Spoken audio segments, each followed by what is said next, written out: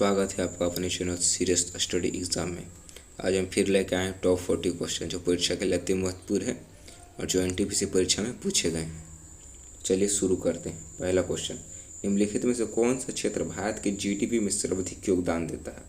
कौन सा भारत के जीडीपी में सर्वाधिक योगदान देता है? तो वो होता है तृतीयक क्षेत्र। भारत के जो तृतीयक क्षेत्र है जीडीपी में बहुत सर्वाधिक योगदान देता है। अगला क्वेश्चन, सूर्य को चक्कर लगाने वाले चट्टानों को छोटे छोटे टुकड़े को क्या कहा जाता है? सूर्य के चक्कर लगाने वाले चट्टानों के छोटे छोटे टुकड़ों को क्या कहा जाता था? उल्का पिंड। उल्का पिंड। आप लोगों को पता होगा महाराष्ट्र में लोनार लेक है, कैसे बना था? उल्का पिंड गिरने से बना था, वही होता है उल्का पिंड। What was the theme of the financial literacy week 2019? पूछ रहा है फाइनेंशियल लिटरेसी 2019 का थीम क्या था? इसका थीम था फार्मर, किसान। कांग्रेस के किस अधिवेशन में महात्मा गांधी ने अन्य नेताओं को खिलाफत के साथ साथ स्वराज के समर्थन में असहयोग आंदोलन चलाने के लिए राजी कर लिया था? तो वो था कलकत्ता अधिवेशन में। भारत सरकार के मानव संसाधन विकास मंत्रालय द्वारा तैयार किए गए शिक्षा पोर्टल का नाम क्या है? तो शिक्षा पोर्टल का नाम क्या है? वो था सच्छात। भौतिक भूगोल की कौन सी शाखा स्थलीकृतियों, उनकी उत्पत्ति एवं संबंधियों प्रक्रियाओं के अध्ययन के लिए समर्पित है? तो वो कौन सा है? भू आकृति विज्ञान। भारतीय संविधान में शामिल स्वतंत्रता, समानता एवं बंधुत्व का सिद्धांत किस देश से संबंधित है? स्वतंत्रता, समानता एवं बंधुत्व का सिद्धांत कौन से देश से संबंधित है? तो वो जाएगा फ्रांस के संविधान से। अगला क्वेश्चन, एयर इंडिया के लोगो इनमें से क्या शामिल है? लोगो में इनमें से क्या शामिल है? तो पहला, केवल उड़ता हुआ हंस नहीं। एक उड़ती हुई बत्तख जिसके अंदर कोणार्क चक्र दर्शाया गया नहीं। एक उड़ता हुआ सारस जिसके अंदर कोणार्क चक्र दर्शाया गया नहीं। एक उड़ता हुआ हंस जिसके अंदर कोणार्क चक्र दर्शाया गया, ये सही हो जाएगा। अगला क्वेश्चन, निम्न में से कौन सा अलोह धात्विक खनिज है? अलोह धात्विक खनिज। अलोह धात्विक खनिज कौन सा है? अब्रक। अब्रक है अलोह धात्विक खनिज। निम्नलिखित में से कौन सी समुद्री ऊर्जा का स्रोत नहीं है? समुद्री ऊर्जा का स्रोत कौन सा नहीं है? इसका आंसर हो जाएगा सौर ऊर्जा। सौर ऊर्जा समुद्री ऊर्जा का स्रोत नहीं है, क्योंकि सौर ऊर्जा प्राप्त होता है हमें धूप से। जीने का अधिकार भारतीय संविधान के किस अनुच्छेद के तहत प्रदान किया है? जीने का अधिकार। तो जीने का अधिकार आर्टिकल 21 में। आर्टिकल 21 में है जीने का अधिकार। अगला क्वेश्चन, महात्मा गांधी के नेतृत्व में असहयोग आंदोलन कब से कब तक चलाया गया था? असहयोग आंदोलन कब से कब तक चलाया गया था? तो सभी को पता हो असहयोग आंदोलन कब हुआ था? 1920 में। 1920 में चालू हुआ था, 1922 में खत्म कर दिया। क्यों? क्योंकि 1922 में हो गया था चौरा चौरी कांड। प्रांतीय स्वतंत्रता के भारत सरकार अधिनियम के तहत वर्णित किया गया था। प्रांतीय स्वतंत्रता को भारत सरकार अधिनियम द्वारा तहत वर्णित किया गया था। कब किया गया था वर्णित? तो वही पूछ रहा है। इसका आंसर हो जाएगा 1935 में। निम्नलिखित में से कौन सी जीवधारियों के वर्गीकृत मूल इकाई है? जीवधारियों को वर्गीकृत मूल इकाई कौन सी है? वो है जाति। अंतर्राष्ट्रीय पुनर्निर्माण एवं विकास बैंक को सामान्यतः इनमें से किस रूप में माना जाता है?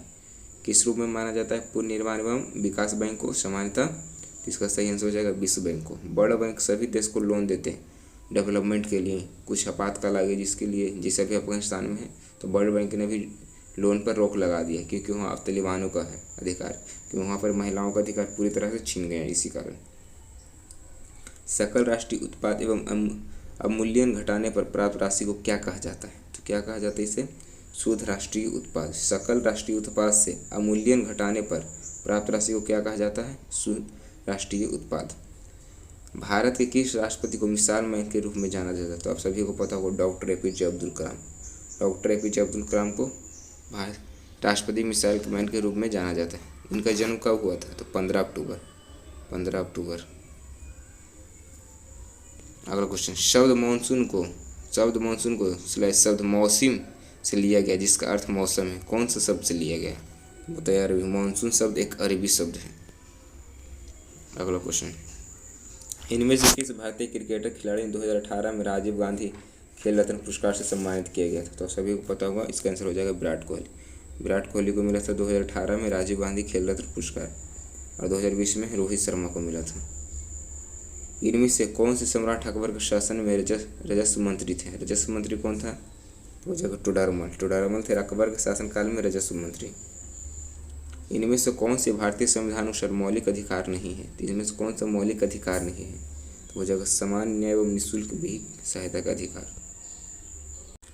सामान्य एवं निःशुल्क विधिक सहायता का अधिकार मौलिक अधिकार नहीं है।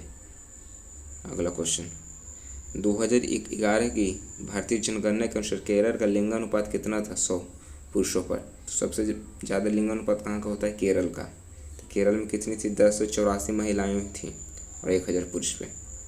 Which of the following is example of thermonuclear fusion reaction? पूछ रहे हैं इनमें से एक कौन सा उदाहरण है थर्मोन्यूक्लियर फ्यूजन रिएक्शन का?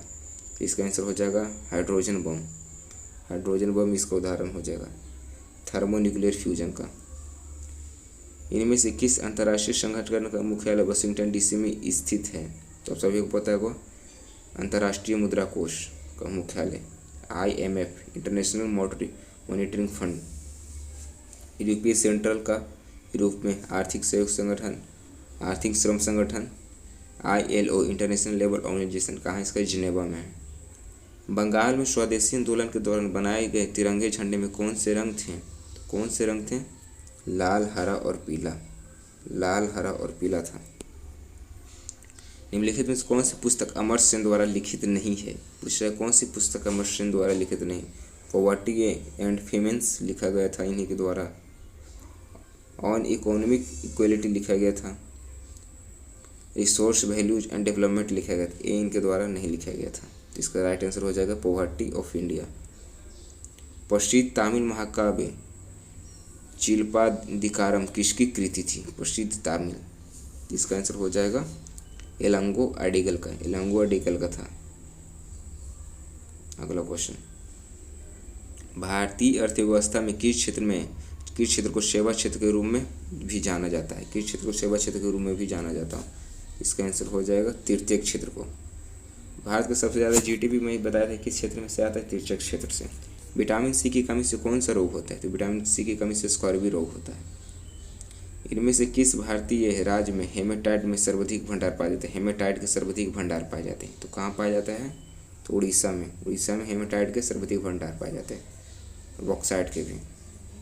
इस्पात की कठोरीकृत करने के लिए किस रासायनिक तत्व का आवश्यक होता है?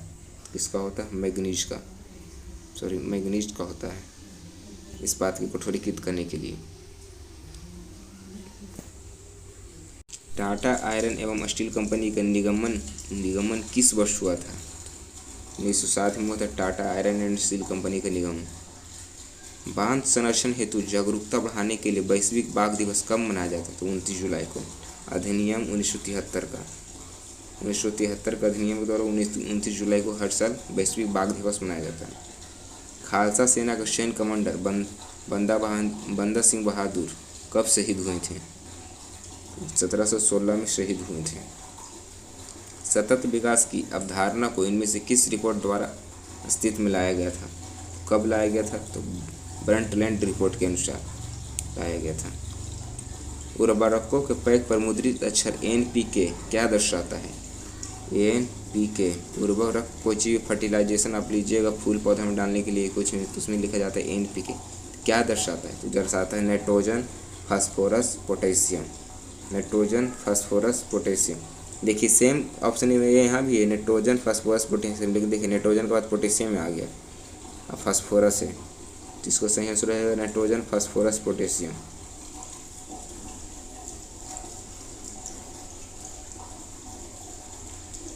अगला question,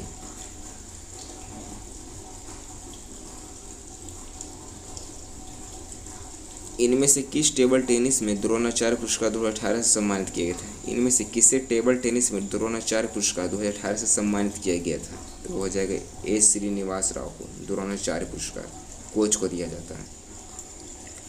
which of the following is not land based ballistic missile? कौन सा इनमें से बैलिस्टिक मिसाइल नहीं है? वो कौन सा हो जाएगा इसका आंसर? तो हो जाएगा धनुष बैलिस्टिक मिसाइल नहीं है। आई होप से वीडियो पसंद आ रहा होगा तो लाइक शेयर सब्सक्राइब करना ना भूलें।